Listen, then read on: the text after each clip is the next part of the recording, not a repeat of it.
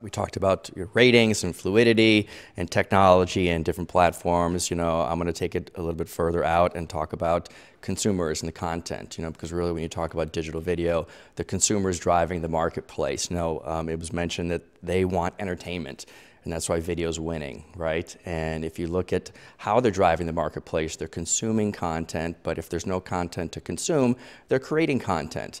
There's about 30 billion monthly impressions of content out there, whether it lives on YouTube or short form video on websites that people are actually watching. Compare that to about 4 billion video impressions against the FEP players, the Hulus, the ABCs of the world.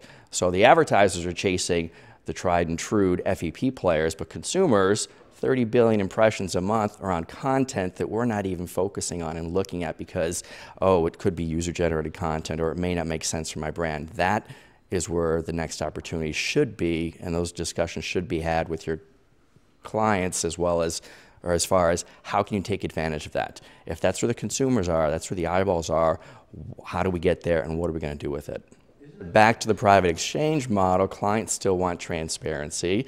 We spend a lot of time building private networks within our exchange program where the clients can actually see where the videos are going to be delivered, so it takes a little bit of the risk out of the equation.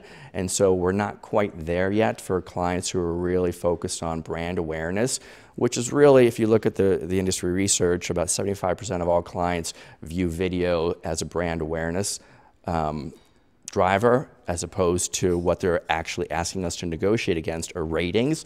So two completely different ways to look at the accountability for online video, and we need to really focus on what does it mean moving forward and what are we trying to achieve from our metrics as well as our performance.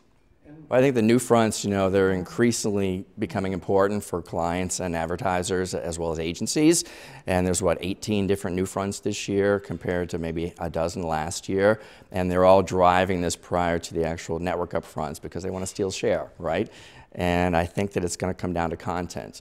Last year when YouTube came out with their new front and the new programming, their original programming with 100 different content creators, celebrities, sports figures, things of this nature, they had a difficult time selling because A, it was unproven, there were no guarantees, and the price was actually pretty high.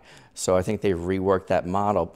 Other content creators, other networks, other websites, other channels have use that as a way to figure out what they want to do in the new fronts and try and create some type of engagement with consumers. I mean, if you look at what what Netflix is doing, right, with House of Cards, fantastic play. That could be considered, a new content, distribution channel stream that could be viewed as a new front as well. And that's kind of where the market is going based on what consumers want, what their preferences are, as opposed to what we want as advertisers.